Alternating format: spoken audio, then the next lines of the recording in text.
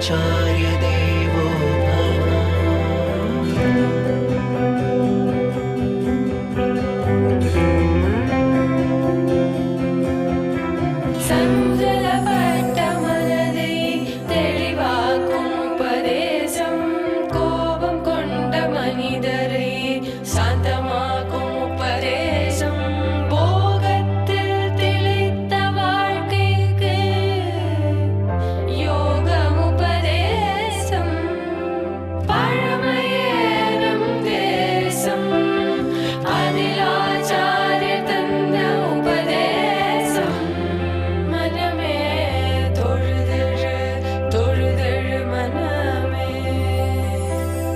मातृदेवो भव पितृदेवो भव आचार्य देवो भव.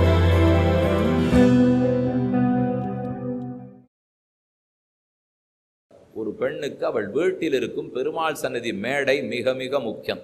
அவர் எங்கே எழுந்துள்ளிருக்காரோ அந்த மேடையை ரொம்ப சுத்தமாக பாதுகாத்துக்கணும். அந்த கோலமாகட்டும் அந்த விளக்காகட்டும் இதெல்லாம் அவளுடைய சொத்து. அந்த குடும்பத் தலைவி அந்த சொத்தை ஒழுங்காக பார்த்துட்டா தான் குடும்பம் விளங்கும். அவள் அதை விட்டுவிட்டு எங்கேயோ போய்ட்றேன்னுண்டா பெருமாள் பார்த்துன்னு எனக்கு செய்ய வேண்டியது எங்கே? உன் வீடு நன்னா இருக்கணும்னா முதல்ல எனக்கு செய்ய வேண்டியதை நன்னா செய்யி. போட வேண்டிய ஆகாரத்தை அவர் கொடுக்கணும், புஷ்பம் சமர்ப்பிக்கணும், அவருக்கு பரியட்டம் வஸ்திரம் சமர்ப்பிக்கணும், மேடையில் ஒழுங்காக கோலம் போடணும், விளக்கேற்றி வைக்கணும். இதெல்லாம் ஸ்திரீகளுக்குன்னு இருக்கிற தர்மம். இதை நான் இன்னும் கொஞ்சம் சொல்ல போனோம்னால் இதெல்லாத்தையும் பண்ணி கொண்டிருப்பதற்குத்தான் பெண்களான்னு ஆரம்பிச்சிருவா. சத்தம் பெரிய சத்தமாக படும் இல்லையோ? வாஸ்தவம் தான். இது நான் சொல்லலையே. இப்போ இது பகவானுடைய விருப்பம். கீதாச்சாரியன் கீதையில் சொல்கிறார், பராசரர் விட்டு புராணத்தில் சொல்கிறார், வேதவியாசர் பாகவதத்தில் சொல்கிறார். நீங்கள் வேணுன்னா இப்போ அவள்கிட்ட தான் போய் கேட்கணும். என்னை கேட்டு பிரயோஜனம் இல்லை. இப்படி இருந்தால் குடும்பம் நன்னா இருக்கும்னு அவர் எழுதி வச்சிருக்கா. இப்போ என்ன கசக்கிறது நமக்கு இதெல்லாம் இருக்கிறது இல்லை? இதான குறைச்சலா? யாரோ கேட்கலையே, பகவான் தானே கேட்குறார்.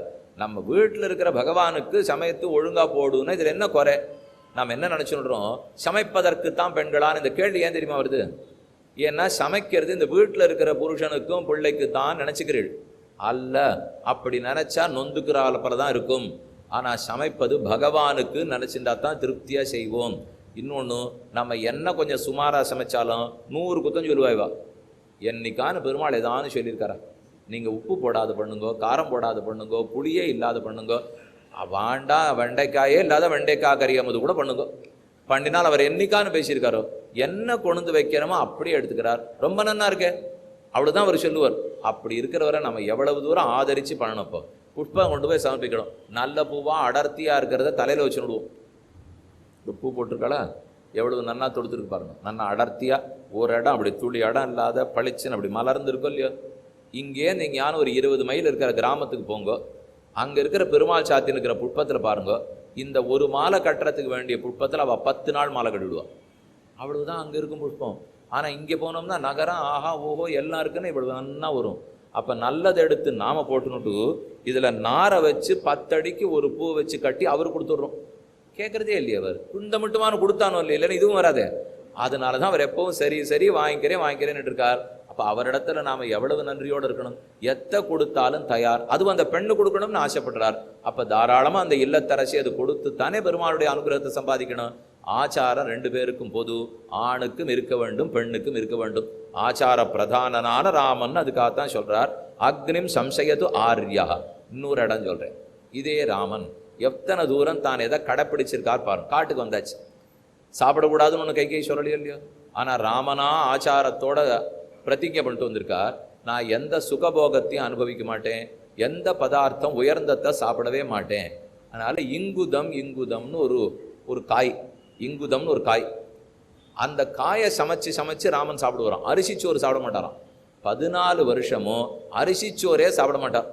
ஏன் சாப்பிடலன்னால் அரிசிச்சோறு சாப்பிட்டா சுகமாக அனுபவிக்கிறோன்னு அர்த்தமா. ஆனால் இவன் கைகேயின் இடத்துல நான் சுகம் அனுபவிக்க மாட்டேன்னு சொல்லிட்டு வந்திருக்கானா. அதனால அரிசிச்சோரே சாப்பிடாமல் இங்குதத்தை எடுத்து அதை காய்ச்சி அந்த பழமாவே அந்த காயாவே எடுத்து சாப்பிடுவோம். இது எப்போ யார் கண்டுபிடிச்சா தெரியுமா? பரதன் சித்திரக்கூடத்துக்கு வந்திருக்கான் ராமனை கூட்டின்னு போகணுங்கிறதுக்காக. அப்போ வசிட்டர் வந்திருக்கார், கௌசல்யா வந்திருக்கா, கைகை வந்திருக்கா, சுமித்ரா வந்திருக்கா. மந்தாகினி நதிக்கரையோரமாக கௌசல்யை வசிட்டர் அழைச்சின்னு வர்றார். அப்போ தான் ராமனுக்கு தெரியும் அப்பா போயிட்டாருன்னு. இது வரைக்கும் அவனுக்கு தெரியாதே. அப்பா உயிரோடு இருக்கச்சே தான் அவன் காட்டு கிளம்பி வந்தான். இப்பதான் வந்து செய்தி வருது, தகப்பனார் மரணம் அடைந்து விட்டார். அப்ப உடனே போய் கர்ம மரணமும் இல்லையோ. அதனால மந்தாகினிக்கு போனா கர்மங்கள்லாம் பண்ணிவிட்டான், தர்ப்பணம் பண்ணிவிட்டான். அதுக்கப்புறம் பிண்டம் வைக்கணுமே. கர்மமானம்னா தர்ப்பணம் பண்ணுறதுக்கு பிண்டம் வைக்கணுமோ இல்லையோ. பிண்டம் எதில் வைக்கணும்? அரிசி சோறில் தான் வைக்கணும். ஆனால் இவன் தான் அரிசி சோறு சாப்பிட்றதே இல்லையே. அப்போ எங்கே போகிறது அரிசி சோறுக்கு? இவன் சாப்பிட்றது இங்குதம். இங்குதத்திலேயே பிண்டம் பிடிச்சானா. அதை பார்க்குறா கௌசல்யா வந்தவோ கோன்னு உட்காண்டு ஒப்பாரி வச்சு அழுதா. வசிட்டர் கேட்டார், ஏன் கௌசல்யா இப்போ அழறே? எப்போவோ போயிட்டாரே தசரதன், நீ இப்போ எதுக்கு அழறேன்னா? அவன் என்ன தெரியுமா வருத்தப்பட்டா? இப்படி உலகத்தையே ஆண்டாரே என்னுடைய கணவர், அவருக்கு அரிசிச்சோறு பிண்டத்துக்கு கூட வழி இல்லாத போயிடுத்தான்னு அவள் அழுகைப்போ. இப்போ அவருடைய நிலைமையை கொஞ்சம் யோசிப்பாருங்க. முதல்ல 4 பிள்ளைகளும் தகப்பனார் மறிக்கச்சே கூட இல்லை. தசரதன் எப்பேற்பட்ட பிள்ளை வைத்தான்? 60,000 வருஷம் கழிச்சு அது ரிஷசிங்கிற கூட்டு புத்திரகாமேட்டி யாகம் பண்ணி 4 பிள்ளை. சாமானிய பிள்ளை இல்லை, வசந்த பிள்ளை. ஆனால் 4 பேரில் ஒத்தரானு மரணம் அடையச்சே கூட இருந்தாளா? இல்லையே. ராமன் லக்ஷ்மணன் காட்டுக்கு போயிட்டா, பரதன சத்ருகனும் மாமன் வீட்டுக்கு போயிட்டா. இவன் காட்டுக்கு போயிட்டான், அவன் வீட்டுக்கு போயிட்டான், 4 பேரும் இல்லை. இதை நினைச்சே கௌசல்யக்கு வருத்தம் தாங்கலே. இப்படியான்னா அப்போ நாம் புரிஞ்சுக்கணும், சம்சாரத்தில் நம்ம கர்மங்கள்ங்கிறது எங்கே வேணா இழுக்கும். ஆனானப்பட்ட தசரதனுக்கே இதுதான் பாடு. அப்போன்னா நம்மெல்லாம் சொல்கிறதுக்கே பிரயோஜனம் இல்லையே. நம்ம தாயோ தந்தையோ மரித்தால் அன்னைக்கு கூட இருந்து அவளுக்கு அந்திம சடங்குகளை முடித்து அன்னைக்கு கூட இருக்கிறதே ஒரு பிள்ளை பண்ணியிருக்க வேண்டிய பாக்கியம். ஏன்னா அன்னைக்கு பார்த்து நம்ம எங்கேயானு வெளிநாட்டில் போய் சிக்கி கொண்டு அன்னைக்கு வண்டியே ஓடலே கிடைக்கலேன்னு சொல்லி ஏதோவா உடனே வந்தால் தான் பண்ண முடியுமான்னு சொல்லி, இல்லை தம்பி பண்ணிவிட்டாளாம் அண்ணன் பண்ணிவிட்டாளான்னு முடிச்சிருவா. இந்த பிள்ளை என்ன ஆகுப்பா? இத்தனை நாழி சுமந்து வளர்த்தவளுக்கு கூட இருக்க முடியலேன்னு முடிஞ்சு போடும். இது சில சமயம் நடந்து விடுற சொல்லியோ. தசரதனுக்கு ஆயிடுத்தான். இப்போ ராமனும் கூட இல்லை, லக்ஷ்மணனும் கூட இல்லை, பரதனும் இல்லை, சத்ருகனும் இல்லை. இப்போ இந்த செய்தி ஏற்கனவே இது அவளுக்கு வருத்தம். இப்போ மேலே வருத்தம் கூடிடுத்து. நல்ல ஒரு அரிசி சோத்தில் பிண்டமான கொடுக்கூடாதா என் பிள்ளை? அப்படி இருக்கிறச்சு அவன் போய் இங்குத பிண்யாகத்தில் போய் பிண்டம் கொடுத்துருக்கானேன்னு அழுதா. ஆனால் வசிட்டர் அவளை சமாதானப்படுத்தி, உன் ராமன் எவ்வளவு பெருமை படைத்தவன் இன்னைக்கு தெரிஞ்சுட்டேன் கௌசல்யன்னார் அவர். கௌசல்யக்கு புரியல, என்ன இப்போ என் ராமனுக்கு பெருமை? அவனான இங்குத பிண்யாகத்தில் கொடுத்துருக்கான், இதுக்கு போய் பெருமை சொல்கிறேன்னால் ஒரு சாஸ்திர வாக்கியம் சொல்றது, எதன்ன புருஷோ பவதி ததன்னாஸ்தஸ்ய தேவதாக. நான் எதை சாப்பிடுகிறேனோ அதைத்தான் தெய்வங்களுக்கு படைக்க வேணும்னு ஒரு வேத வாக்கியம். நான் மனசில் வாங்கிக்கோங்க. நான் எதை சாப்பிட்றேனோ அதைத்தான் தெய்வங்களுக்கு படைக்க வேண்டும். ராமன் இப்போ என்ன சாப்பிட்டு இருக்கார்? இங்குத பிண்யாகம். அவர் சாப்பிட்றது இங்குத காய் தான். அவர் அரிசிச்சோறு சாப்பிடல. அதனாலே இவர் அரிசிச்சோறு உண்ணாத போது அரிசிச்சோற்றாலே பிண்ட பிரதானம் வைக்க முடியாது. இவர் இங்குதத்தை சாப்பிட்டு இருக்காருன்னா அப்போ இங்குதத்தால தான் அவர் பிண்யாகம் வச்சாகணும். அதை வச்சிருக்காரோ இல்லையோ. பார்த்தோடனே இப்போ வசிட்டர் புரிஞ்சு விட்டாராம். ஆக ராமன் அரிசிச்சோரே சாப்பிடாமல் என்ன ஆச்சாரத்தோட காட்டில் கழிக்கிறார் பத்தியா? அரிசி சாப்பிட்டா நாட்டில் இருக்கும் சுகபோகம்னு அர்த்தமா. ஆனால் அது இங்குதத்தை சாப்பிட்டு இருந்தா காட்டில் இருக்கும் ஒழுங்கா தவத்தை கடைப்பிடிக்கிறோம்னு அர்த்தமா. அப்போ இதை பார்த்துட்டு வசிட்டருக்கு ராமன் என்னமா தபஸ்வியா இருக்கான்னா. அவளுக்கு பெத்தவ அழறா, ஏன் வேண்டியவனுக்கு ஒன்றும் அரிசி சோரே கிடைக்கலையேன்னுட்டு. ஆனால் இவர் சொல்லிட்டு இருக்கார், இவர் ரிஷியோ இல்லையோ, இவருக்கு அதை பற்றியெல்லாம் கவலை இல்லை. இவர் கவலையெல்லாம் தவம் ஒழுங்காக இருந்ததா, யோகம் ஒழுங்காக இருந்ததா, ராமன் ஆச்சாரத்தோடு நடந்துட்டானா. அப்போ எவ்வளவு ஆச்சாரத்தோடு அங்கே நடந்துருக்கார் பாருங்க. இதெல்லாம் யோசிச்சு பார்த்துட்டு நம்ம ஏதானு கொஞ்சமான ஆச்சாரம் வச்சுட்டு இருக்கோமா? எப்போ சாப்பிட்டு முடித்தாலும் எதை சாப்பிட்டாலும் வாய் கொப்பளித்து விட்டுத்தான் வர வேண்டும். சாப்பிட உட்கார்றதுக்கு முன்னாடி கை கால் கழுவி கொண்டு தான் சாப்பிட உட்கார வேண்டும். இலையில சாப்பிட்றோம்னால் இலையை கொண்டு போய் போட்டுட்டு சாணி வைத்துத்தான் இலை போட்ட இடத்தை சுத்தம் பண்ண வேண்டும். அதெல்லாம் இப்போ நம்ம ரொம்ப விட்டுட்டோம். அடுத்தது, மலஜலம் கழித்தால் கைகால் அலம்பி வாய் கொப்பளித்து விட்டுத்தான் வர வேண்டும். பல பேர் இன்னைக்கு அலுவலகத்துக்கு போகிறோம், அப்படியே செருப்போட போகிறோம், எங்கே போகணுமோ கழிப்பறைக்கு போகிறோம், ஆயிடுத்து இயற்கை உபாதை கழிச்சுட்டு அப்படியே வந்து உட்காந்துரும். உட்காரவே கூடாது. கண்டிப்பாக கைகால் அலம்பணும், வாயை கொப்பளிக்கணும். இதெல்லாம் சின்ன சின்ன ஆச்சாரம். இல்லையே சுவாமி, நான் போகிற இடத்துல கால் சலாயெல்லாம் போட்டுருக்கேன், செருப்பெல்லாம் போட்டிருக்கேன், அது வேறு போட்டு நல்லா கட்டி ரொம்ப பெருசாக வேறு போட்டிருக்கேன்னா இப்போ எனக்கும் ஒரு வேலை கிடையாது. இப்போ நான் என்ன பண்ண போகிறேன்? சொன்னால் ஏறி உட்கார போகிறேன், இல்லைன்னா இறங்கிட போகிறேன். அப்போ நான் ஒழுங்காக கால் ஆரம்பிக்கலாமோ இல்லையா? நம்மால் யாராருக்கு முடியுமோ, இங்கே யாரெல்லாம் இப்போ பொழுது இருக்கோ கை கால் அலம்பிக்க முடியுமோ நாம் பண்ண ஆரம்பிப்போமே. நம்ம குழந்தைகளுக்கு முடியும்னா அதை சொல்லிக் கொடுக்க ஆரம்பிப்போமே. இது சின்ன ஆச்சாரம் தானே. எச்ச கையால் ஒன்றும் தொடக்கூடாது. அன்னன்னைக்கு ராத்திரி பாத்திரத்தை கழுவி விட்டு தான் படுக்க போக வேண்டும். எந்த துணியையும் மடிக்காமல் போட்டு வைப்பதே கூடாது. காலை சமைத்ததை மாலைக்குள் உண்டு முடித்து விட வேண்டும், மாலை சமைப்பதை இரவுக்குள் உண்டு முடித்து விட வேண்டும். ஆகவே குழு பொட்டியில் 7 நாள் வைக்க முடியாது. அதுதான் சொல்ல வந்தேன். இப்போ இந்த கார்த்தாலே இது சாயங்காலம், சாயங்காலம் இது ராத்திரினா அவன் என்ன கார்த்தாலே சாயங்காலங்கிறீர்? நாங்கள் 7 நாள் கார்த்தாலே வச்சுட்டு இருக்கோம். நீ என்னமோ புதுசாக இன்னைக்கு கார்த்தாலே இன்னைக்கு ராத்திரினா இதெல்லாம் ஆரோக்கியத்துக்கு ரொம்ப கேடு. நீங்கள் பார்த்தீங்கன்னா அது எப்படி சொல்ல, வசிட்டருக்கு ஒரு உடம்பும் வரவே மாட்டேங்கிறது. பல ஆன்மீகவாதிகள் இருக்கா, சன்னியாசிகள்லாம் இருப்பாளோ இல்லையோ. ஆதிசங்கரர் இருந்தார், ராமானுஜர் இருந்தார், வல்லபாச்சாரியர் இருந்தார். எப்பவான ஜுரத்தில் படுத்திருந்தா முட்டி வலிச்சுதான் ஒரு கதை கேள்விப்பட்டிருக்கீங்களா? கேள்வியே பட முடியாது. நன்னா இருக்காளாம், சௌக்கியமாக இருந்திருக்கா, என்ன வேலை பார்த்துருக்காங்கிறா. காரணம் ஆச்சாரம். ஆச்சாரத்தோடு இருந்தோம்னா நல்ல ஆரோக்கியம் வரும். ஆச்சாரத்தை விட்டுட்டோம்னா ஆரோக்கியம் போயிடும். நாம் நன்னா சாப்பிட்றதுனால ஆரோக்கியமாக இருக்கிறதா நினச்சிட்டு இருக்கோம். எவ்வளவு சாப்பிட்ணுமோ அவ்வளவு சாப்பிட்டா தான் ஆரோக்கியமாக இருப்போம். நமக்கு ஒரு ஆசை, இப்போ கொஞ்சம் சம்பாதிக்க ஆரம்பிச்சிட்டோமோ இல்லையோ, என்ன நல்லது சந்தையில் வந்ததுனாலும் உடனே அது என் பிள்ளை வயத்தில் திணிக்கணுங்கிறான். இதெல்லாம் பிள்ளை வயிறு தாங்குமா? இவர் சம்பாதிச்சு காசு வச்சுருக்காருங்கிறதுக்காக நன்னா பொட்டியாக எல்லாத்தையும் வாங்கி கலக்கின்னு கொடுத்துருந்தா வயறு கலங்கி போயிடும். எல்லாத்தையும் கலக்கி கொடுத்துருந்தா வயறு தாங்க வேண்டாமா? நம்ம ஏதோ கண்ணனா வெண்ணையெல்லாம் சாப்பிட்றதுக்கு, நெய்யெல்லாம் சாப்பிட்றதுக்கு எவ்வளவு கொடுக்க வேண்டுமோ அவ்வளவு தான் கொடுக்கணும். கொஞ்சம் கொஞ்சம் பட்னி போட்டால் தான் படிப்பு ஏறும். முழுக்க சாப்பிட்டா படிப்பு ஏறவே ஏறாது. தப்பான உதாரணம் சொல்கிறேன்னு நினச்சக்கூடாது. ஆறான வீட்டில் நாய் இருக்குது, காவலுக்கு கூட்டின்னு போகிறாள்னா ராத்திரி நன்னா சோறு போட்டு கொஞ்சம் படுக்க வைங்க. அது என்ன வேலை செய்யும்? எனக்கு முன்னாடி தூங்கி போடும். அதை கொடுக்கவே கூடாது. அது ஒழுங்காக காவல் காக்கணும், அது வேலையை செய்யணும்னு சொன்னால் பாதி வயிறு போட்டால் தான் அது வேலை செய்யும். அதே போல தான் இங்கே வேட்டைக்கு நாயை கூண்டு போகிறோம்னா பாதி சோறு தான் போடணும். அப்போ தானே அதுக்கு வேகமே இருக்கும். அதை போல் ஒரு பொண்ணு படிக்கிறது, பிள்ளை படிக்கிறதுனா ஓஹோன்னு போட்டு வயத்தை அடைக்கக்கூடாது. பாதி வயிறு தான் சாப்பிடணும். கால் வயிறு தண்ணீருக்கு இடமிடணும், கால் வயிறு வாயு சஞ்சரிக்கிறது, காற்று போகிறதுக்கு இடமிடணும். நம்ம சாப்பிட்றது வயத்தில் இனிமேல் ஒரு பெருக்க போட்டால் வெளியில் வந்துடும்னா அந்த மாதிரிலாம் போடக்கூடாது. பாதி தூரம் தான் சாப்பிடணும். அதுவும் ஒரு ஆச்சாரம் தான். இப்போ எவ்வளவு சாப்பிட்றோம், உட்கார்ந்து தான் சாப்பிடணும். மேசை சாப்பாடை விட்டு விடுங்கள். மீண்டும் கூறுகிறேன், கீழே அமர்ந்து தான் சாப்பிடணும். எது மேலே உட்காந்து சாப்பிட்டாலும் மொத்தம் எச்சல். ஏன் இங்கே ஒருத்தர் உட்காந்துருக்கார், இங்கே ஒருத்தர் உட்காந்துருக்கார், அதே மேடை ஒரே மேசைக்கு மேலே வச்சுன்னுட்டு ஏன் இலை அதை அடிக்கணும், அந்த இலை இதில் அடிக்கணும், ஏன் எச்சல் அவர் கொடுக்கணும். இது பெரிய பரம பாகவதர் ஒருத்தர், அவர் உச்சிட்டம் வேற நான் சாப்பிட்டுருக்கேன். இப்போ யாரோ ரொம்ப பாகவத்தாளாக இருக்காள்னா அவள் சாப்பிட்ட மிச்சத்தை வாங்கிக்கிறது ஒரு வழக்கம் உண்டு. இப்போ திருக்கச்சிரம்பிகள் உண்ட மிச்சரை ராமானுஜர் சாப்பிடணும்னு ஆசைப்பட்டாரோ இல்லையோ. அந்த மாதிரிலாம் இந்த மேதையை சுற்றி திருக்கச்சிரம்பிகள்லாம் இல்லை. இப்போது இருக்கிறது நாம தான், இந்தியா தான் இருக்கோம். அப்போ நமக்குள்ளேன்னு இருந்தால் தனித்தனி தான் இருக்கணும். எங்கேயும் நீங்கள் இப்போ சாப்பாடு போடுற சமயத்துக்கு ஏதோ கல்யாண மண்டபம் வச்சுருக்கா, மேடை போட்டிருப்பா, எல்லாம் இருப்பான்னு வச்சுக்கோங்க. உட்காண்டிருக்கச்சேவே ஒரு பாயை விரிச்சுட்டு பாய் மேலே இலை போட்டு உட்காரக்கூடாது.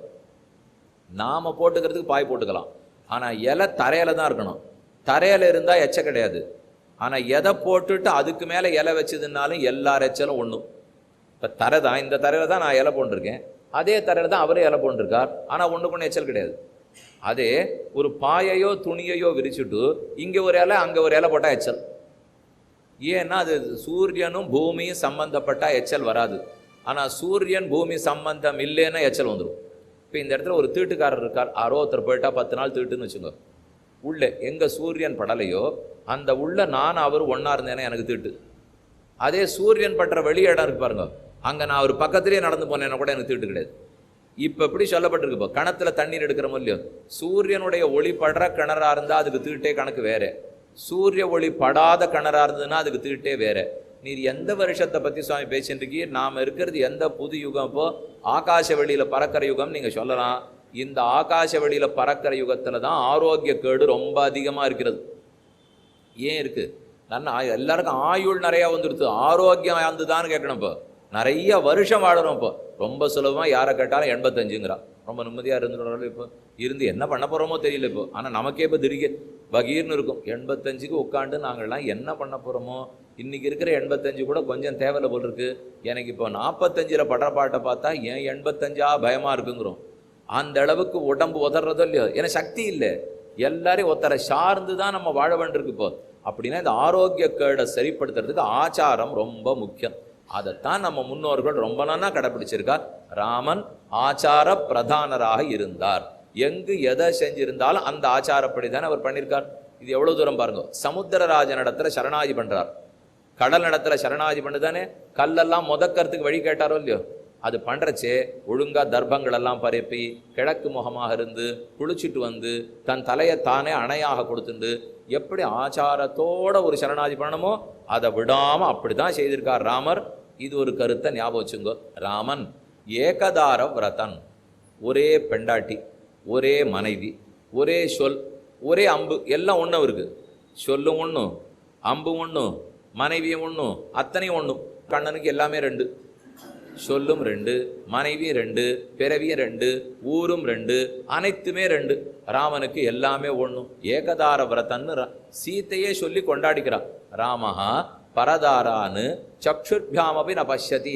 ராமன் மாற்றான் மனைவியை கண்ணெடுத்தும் பார்க்க மாட்டார்.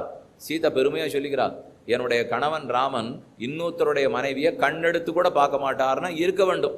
சீதையை பிரிஞ்சு அவர் பட்ட பாடு அவருக்கு தெரியும். சீதை கூட இல்லைன்ன உடனே நைவதம்சான் மசகான் கீடான் சரீசிறுபான் அனித்ர சததம் ராமஹா சுப்தோபிச்ச நரோத்தமஹா. ராமன் தூங்குறதே இல்லை, தூங்கினாலும் திடுக்கிட்டு எழுந்து நுடுறார். இதெல்லாம் ஹனுமான் சீத்தை நடத்த சொல்லிட்டு இருக்கார். அசோகவனத்தில் போய் ஹனுமான் சந்தித்தாரோ இல்லையோ, என் ராமன் எப்படி இருக்காருன்னு சீத்தை கேட்குறா. அதுக்கெல்லாம் வரிசா ஹனுமான் சொல்கிறார், இப்போ அவர் தூங்குறதே இல்லை சீத்தை, திடீர்னு ஆகாசத்தை வெறிச்சு பார்க்குறார், திடுக்கிட்டு எழுந்து உட்கார்ந்து நுடுறார், சிரிக்கிறார், அழறார், ஏன்னே தெரியல, உன்னை பிரிஞ்சு ரொம்ப துன்பப்படுறார். இதை கேட்ட உடனே சீதைக்கு நன்னா புன்னகை பூத்தாள். ஹனுமார் பார்க்குறார், ராமன் பாடாப்படுறான்னு சொல்கிறேன், இவன் நன்னா என்னவோ புன்னகையோடு இருக்காளே. எந்த மனைவிக்குமே தான் கூட இல்லாத போது கணவன் தன் காரியத்தை பார்த்துக்க முடியாத கட்டப்பட்டார்னா ரொம்ப சந்தோஷமாக இருக்கும். இது உங்களுக்கே நல்லா தெரியும். ஆனால் இப்போ பிறந்த வீட்டுக்கு போயிருக்கா, மனைவி பிறந்த வீட்டுக்கு போயிருக்கிறச்சே என்ன பண்ணேன் அப்படின்னு கேட்டோன்னு வச்சுங்க, நன்னா சமையல் பண்ணி நன்னா சாப்பிட்டுட்டு நிம்மதியாக இருக்கேன்னா உடனே வந்துடுவோம். அங்கே இருக்கவே மாட்டார். இவர் நிம்மதியாக இல்லைன்னு சொன்னால் இன்னும் 2 நாள் அங்கே இருப்போம். நிம்மதியாக இருக்கேன்னு விட்டா அது என்னமா நிம்மதியாக இருக்கார் இவர் அப்படின்னு நினச்சிடுறோமோ இல்லையா. அது என்ன காரணம்? இப்போ இவ இருந்தே பழகி இருக்காளோ இல்லையோ. அதை போல் இப்போ சீதை இல்லை கூட, அப்போ ராமன் மொத்த நிம்மதி இழந்துட்டாரா? அதை பார்த்துட்டு சீதைக்கு ஒரு நிமிஷம் திருப்தி ஆகிடுது. ஏன்னா அவர் பாட்டுக்கு உண்டு உடுத்து ரொம்ப நன்னா இருந்துட்டார்னா இந்த மட்டும் வெள்ளியேன்னுட்டும். அப்படி இல்லை, கட்டப்படுறாருன்னு தெரிஞ்சது இல்லையோ. சீதை சிரிச்சா உடனே கூட அழ ஆரம்பிச்சிட்டா. ஓ, இப்பேற்பட்ட கணவனை ஆசை ராமனை விட்டுட்டு தவிக்கிறோம் இல்லையோ, அதுவும் கட்டம் தானே. ஒரு பக்கம் அவன் அப்படி இருக்கார்ன்றதை சிரிக்கும் வருது. ஹனுமானுக்கு ரெண்டும் புரியல. இவன் ஏன் சிரிக்கிறா, ஏன் அழறா, மாற்றி சிரி. இவர் பிரம்மச்சாரி, இவருக்கு ரெண்டும் தெரியாது.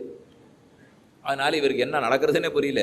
சீத்தை இடத்துல சொல்லிட்டு இருக்கார், அவர் சிரித்து அழுகிறாளோ இல்லையோ. அப்போ அங்கேயும் சீத்தை சொல்லி சந்தோஷப்பட்டுக்கிறது என்ன, ராமன் பரதாரத்தை கண்ணெடுத்தும் பார்க்க மாட்டான், அது அவளுக்கு பெருமை. அதனால ஏகதார விரதத்துவம். இன்னைக்கு அதையும் நம்ம புரிஞ்சுக்கணும். ஏகதார விரதனா இருக்கணும். இன்னொருத்தருடைய பொருளுக்கோ மனைவிக்கோ ஆசைப்படுவதே கூடாது. இன்னொரு ஒரு தப்பான அபிப்பிராயம் நிலவென்றிருக்கு. இப்போ இது கணவன் இன்னொருத்தருடைய மனைவிக்கு ஆசையே படக்கூடாது, தன் மனைவி தான் இருக்கணுங்கிற அளவுக்கு தான் இப்போ சொல்லிட்டு இருக்கேன். ஆனால் இதுவே ஒரு 40 வருஷத்து பழங்கதை.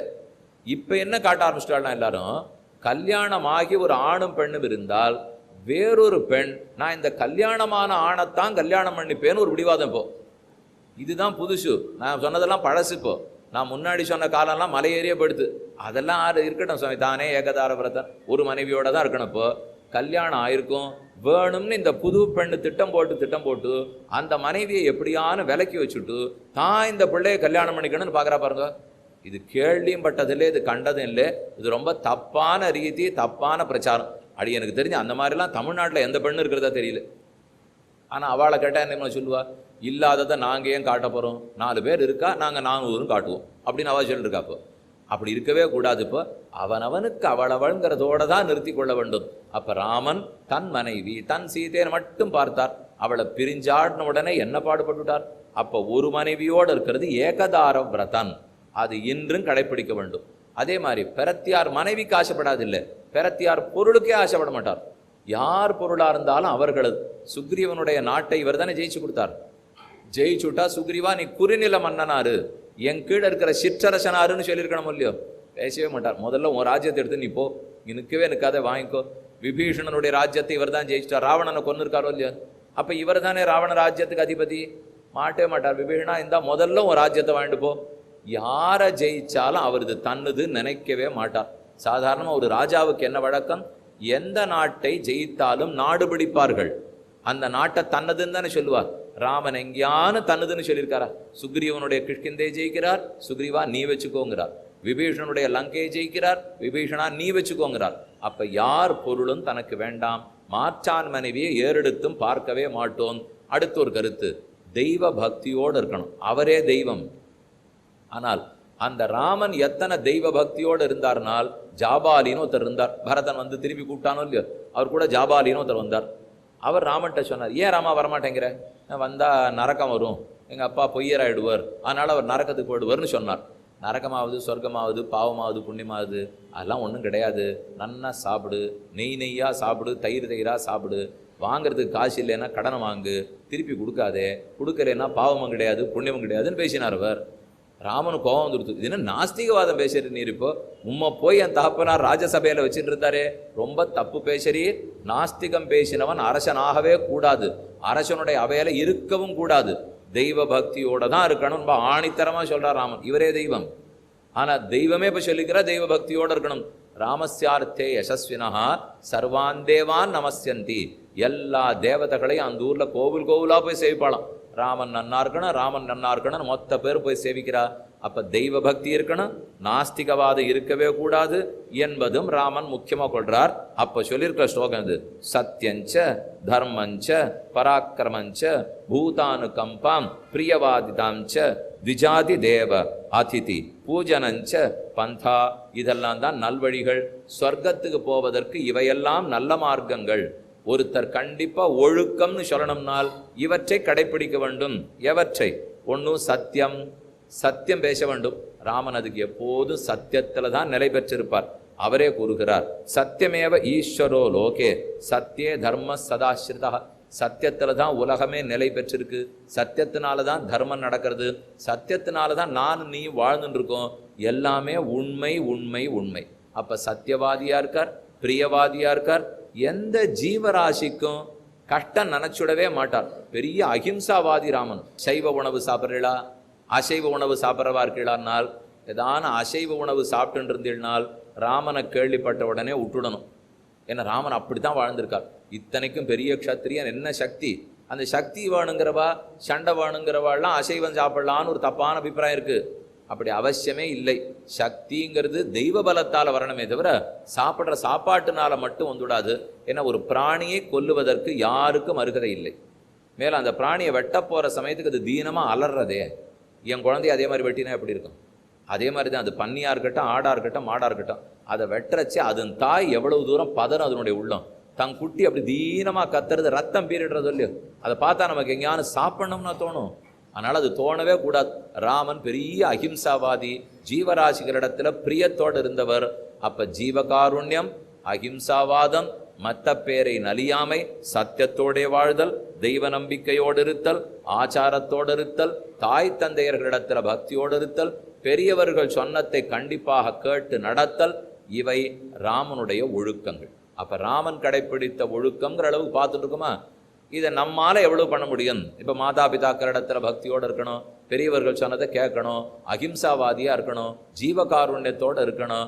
ஒரு தாரம் ஒரு கணவன், மற்ற பேரிடத்துல கண்ணை வைக்கிறதும் கூடாது. இந்த நல்ல பழக்கங்கள் நமக்கு வந்தா சனாதன தர்மத்தை கடைப்பிடிக்கிறோம் அர்த்தம்.